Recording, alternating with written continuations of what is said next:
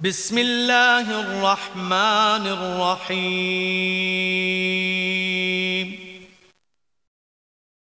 بسم اللہ الرحمن الرحیم۔ محترم ناظرین حضرات، مکتب توحید الجالیات الجبیل سعودی عرب پیش کرتے ہیں ایک روزہ دعوتی، اصلاحی و تربیتی سالانہ اردو اجلاس۔ بھائیو، یہ دل کے اعمال خالصتاً اللہ کے لیے ہیں۔ یہ ڈر دل میں، اللہ فرماتے ہیں ان سے مت ڈرو، مجھ سے ڈرو۔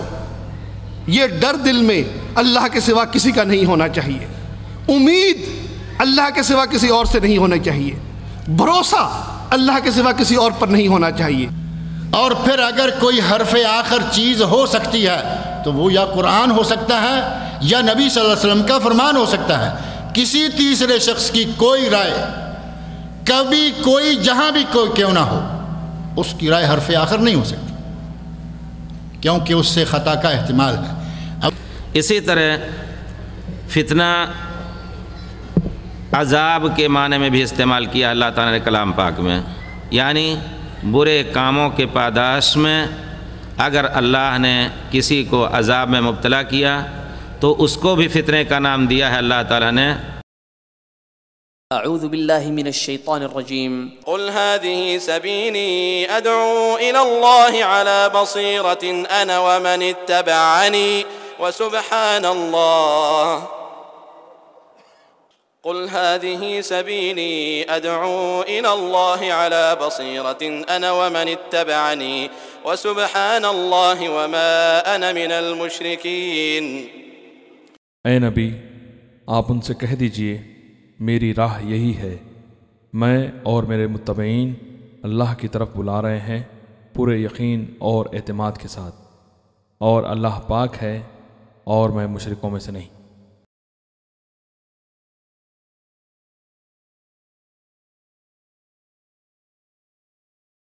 الحمدللہ رب العالمین والصلاة والسلام علی رسول الامین سید الاولین والآخرین نبینا محمد وعلی آلہ وصحبہ اجمعین ومن تبعہم بإحسان الی یوم الدین، اما بعد۔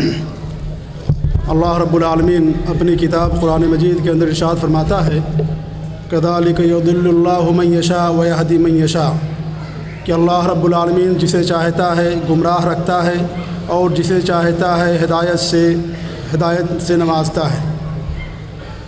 ہدایت کا کام اور عمل ہمیشہ سے ہے اور ہمیشہ جاری رہے گا، اور آپ لوگوں نے اپنی آنکھوں سے اس آیت کی تفسیر اور مثال بھی دیکھی اور سنی ہوگی، لیکن جب کوئی بڑی شخصیت ہدایت سے بہرہ مند ہوتی ہے تو ہدایت جو اللہ رب العالمین نوازتا ہے اس ہدایت کو اور اس حق کو بھی دوسروں تک پہنچانے کی کوشش کرتا ہے۔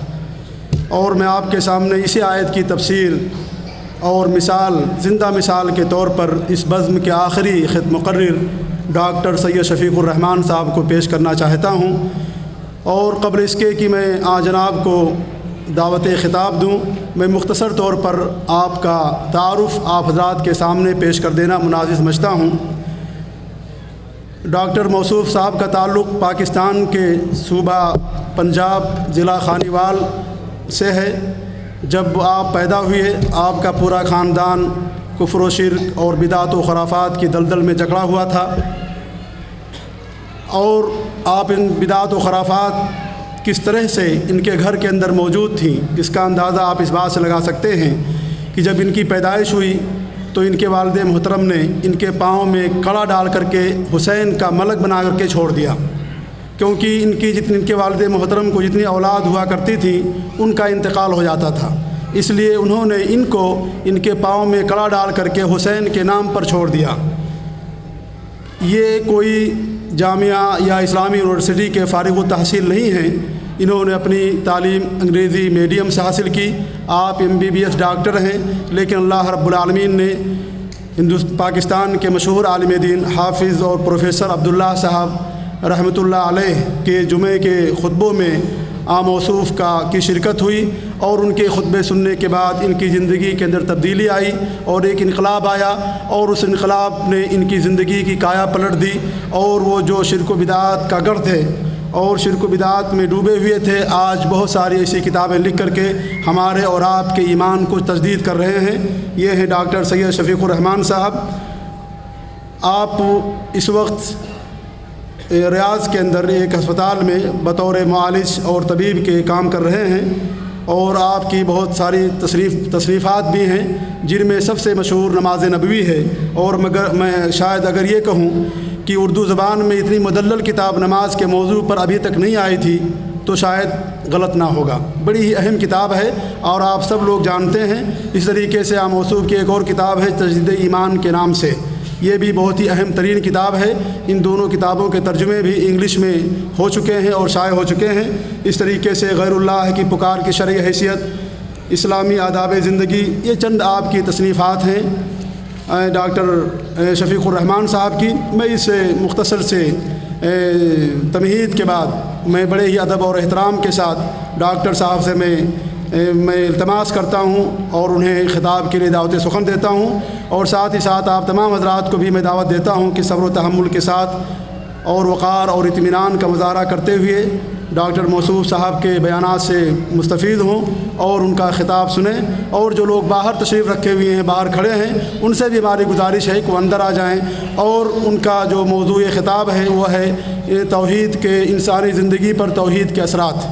آپ کی زندگی پر توحید کا اثر ہوا، وہ اثرات لے کر کے آپ کے سامنے حاضر ہوئے ہیں، ان اثرات کو آپ قبول کیجیے اور سنیے۔ اللہ رب العالمین ہمیں ان کے خطاب کو سننے کے بعد اس پر عمل کرنے کی توفیق عنایت فرمائے۔ میں ڈاکٹر سید شفیق الرحمان صاحب کو پھر دوبارہ زحمت دیتا ہوں اور بڑے ادب اور احترام کے انداز میں دعوت دیتا ہوں کہ آئیں اور اپنے موضوع کو لوگوں کے سامنے بیان کریں۔ السلام علیکم۔ اعوذ باللہ من الشیطان الرجیم، بسم اللہ الرحمن الرحیم۔ الحمد للہ رب العالمین الرحمن الرحیم مالک یوم الدین۔ اللہم صلی علی محمد وعلی آل محمد کما صلیت علی ابراہیم وعلی آل ابراہیم انک حمید مجید۔ اللہم بارک علی محمد وعلی آل محمد کما بارکت علی ابراہیم وعلی آل ابراہیم انک حمید مجید۔ اعوذ باللہ السمیع العلیم من الشیطان الرجیم۔ الذین آمنوا ولم يلبسوا ایمانهم بظلم اولئک لهم الامن وهم مہتدون۔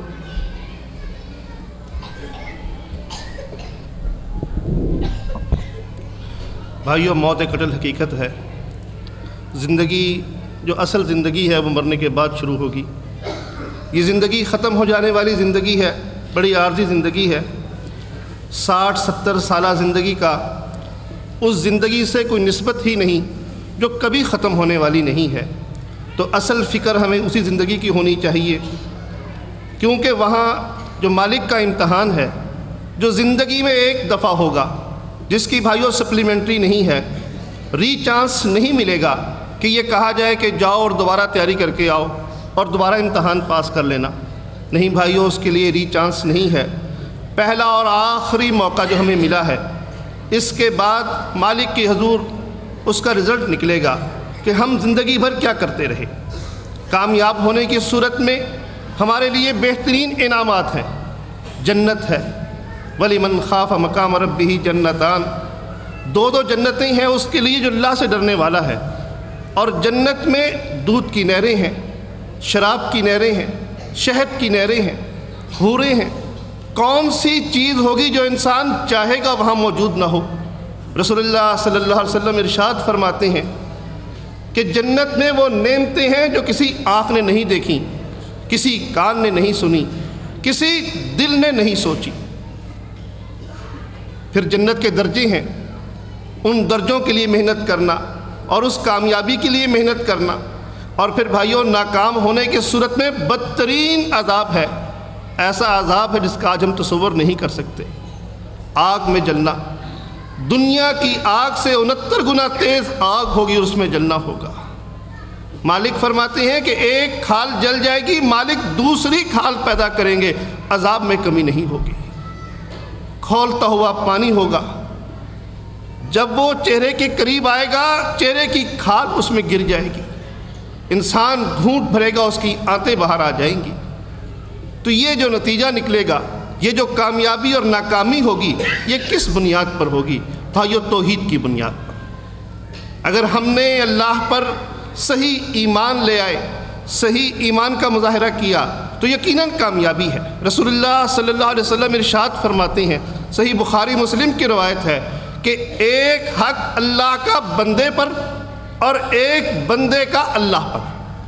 اللہ کا حق بندے پر یہ ہے کہ وہ اللہ کے ساتھ کسی کو شریک نہ کرے، اور بندے کا حق اللہ پر یہ ہے کہ اگر وہ شرک نہ کرتا ہو اللہ اس کو عذاب نہ دے۔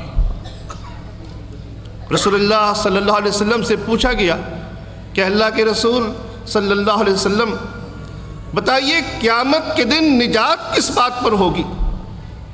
نمازیں ہم پڑھتے ہیں، روزے رکھتے ہیں، حج ہم نے کیا ہے، جہاد ہم کرتے ہیں، آخر وہ کون سی بات ہے، وہ کون سا کلمہ ہے جس پر نجات ہوگی؟ نبی رحمت صلی اللہ علیہ وسلم نے ارشاد فرمایا کہ وہ کلمہ ہے جو میں نے اپنے چچا ابو طالب کو پیش کیا تھا۔ ابو طالب کو کس بات کی دعوت دی تھی؟